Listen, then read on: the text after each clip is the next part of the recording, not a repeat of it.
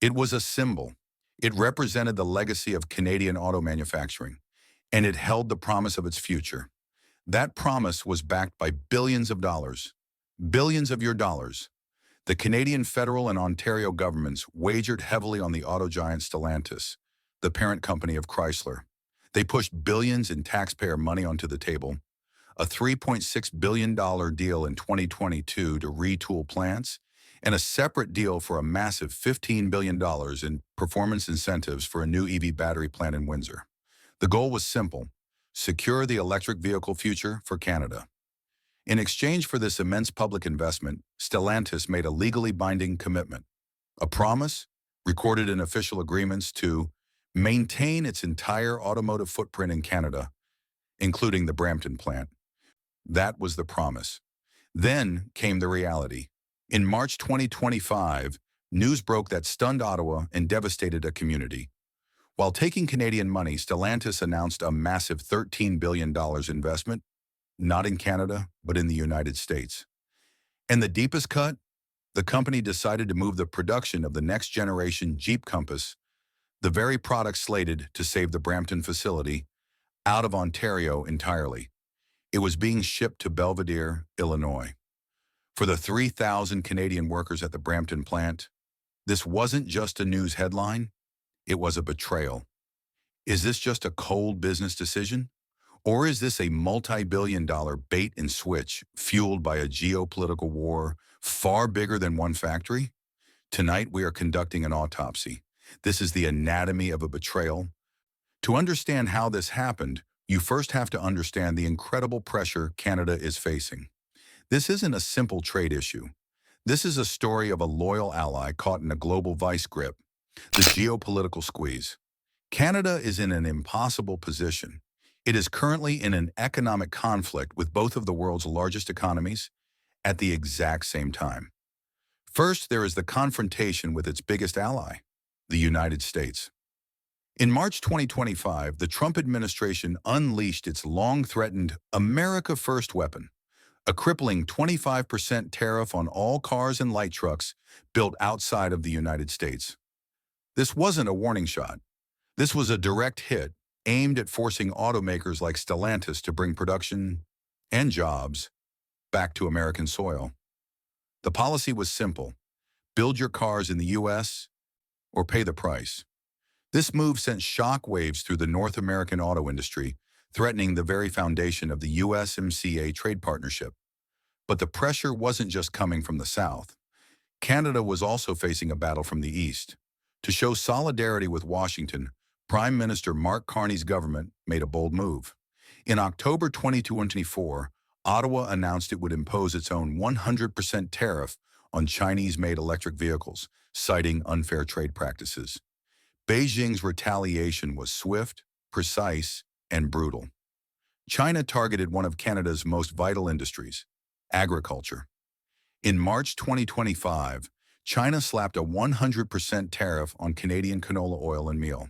Then in August, it hit even harder, imposing a 75.8% anti-dumping duty on raw canola seed. This wasn't a minor dispute. This was a direct attack on a $4.9 billion Canadian export market, threatening the livelihoods of thousands of farmers across the western provinces. This is the squeeze. Think about the impossible choice for Prime Minister Carney. He is trapped. He is trying to negotiate with Washington to save the auto jobs in Ontario from the 25% tariff. At the same time, he is in a trade war with Beijing that is sacrificing the farming jobs in the West. Canadian farmers are being sacrificed to protect the auto industry, but as we are about to see, that same auto industry was being sacrificed to its American ally. Canada was fighting a two-front war, and its own workers were becoming the collateral damage. The geopolitical pressure explains why Stellantis was looking south, but it doesn't explain how they could legally do it. How could a company accept billions in public subsidies and then simply walk away from its legal commitments? The answer lies in the fine print and a stunning act of corporate hardball. Anatomy of the betrayal.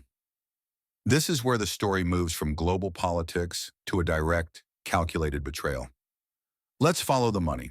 It wasn't just one deal. It was two massive taxpayer-funded packages. First, the deal for the future, the $15 billion Canadian dollar package in performance incentives for Stellantis to build a new EV battery plant in Windsor, Ontario. This was hailed as the anchor of Canada's new EV supply chain. Second, the deal for the present, a $3.6 billion Canadian dollar agreement in 2022 to retool Stellantis's existing assembly plants, including Brampton, for electric vehicle production. The Canadian government and the province of Ontario invested this public money based on one core, legally binding principle.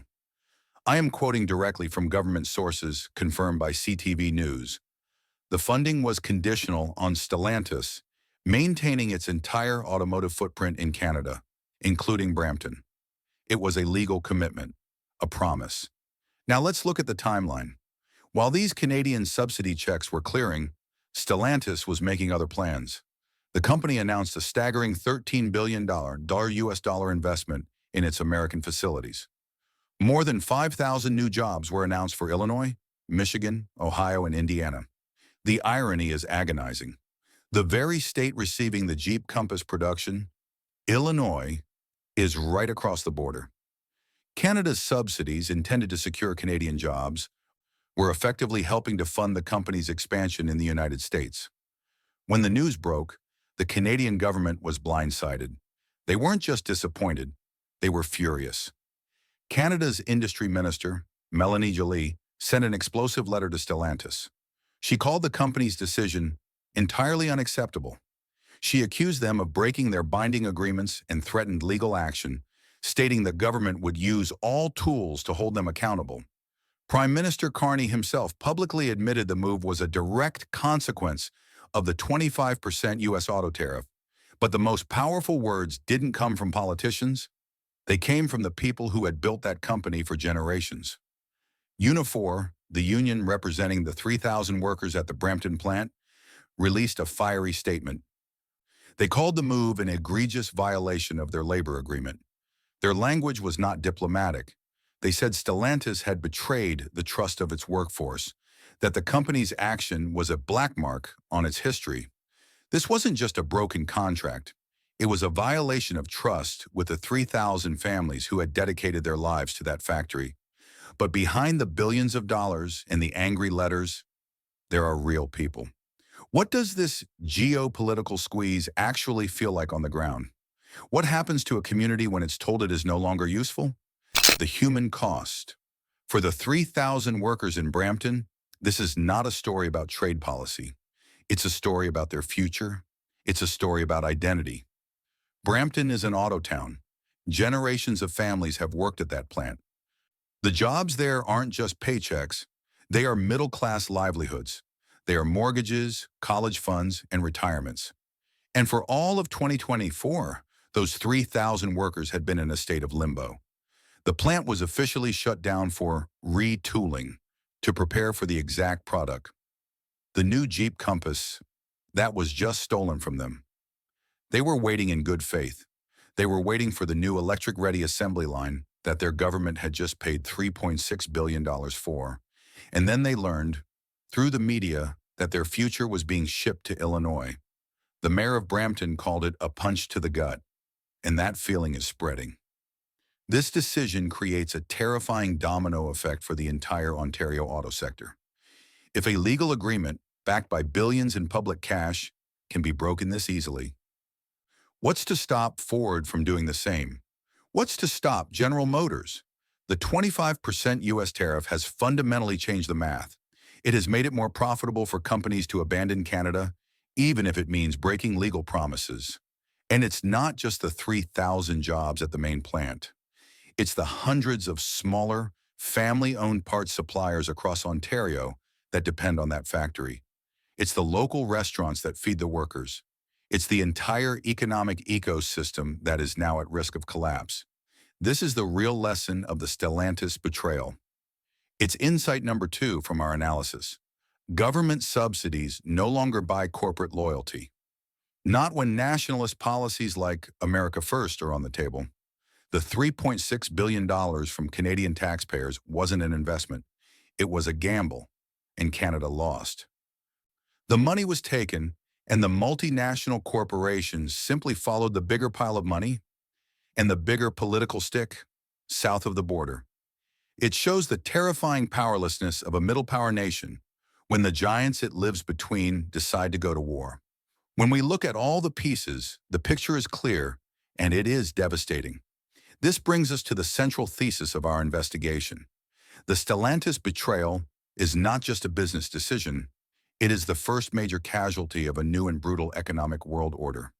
It proves that in a war between giants, the United States and China, loyal allies like Canada are not partners. They are collateral damage. The evidence is undeniable. Canadian farmers in the West are paying the price for the trade war with China. Their $4.9 billion canola market held hostage. And now, Canadian auto workers in the East are paying the price for the trade war with the United States. Their 3,000 jobs and the billions in subsidies that were supposed to protect them were sacrificed to the 25% America First tariff. The Canadian government is trapped, trying to put out both fires with taxpayer money and failing. This entire situation raises a fundamental question about our modern economy. When global companies use entire nations as pawns in their game, who is truly responsible for protecting the local worker? Is it the government that gives away billions in subsidies? Or is it the corporation that takes the money, breaks its promise, and leaves? Share your thoughts on the Stellantis decision in the comments. And this story doesn't end with Stellantis. The exact same geopolitical squeeze is now threatening Canada's farmers in that high-stakes trade battle over canola and Chinese EVs.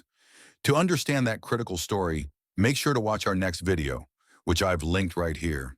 If you value this kind of in-depth analysis that goes beyond the headlines, make sure to subscribe and turn on notifications. Thanks for watching.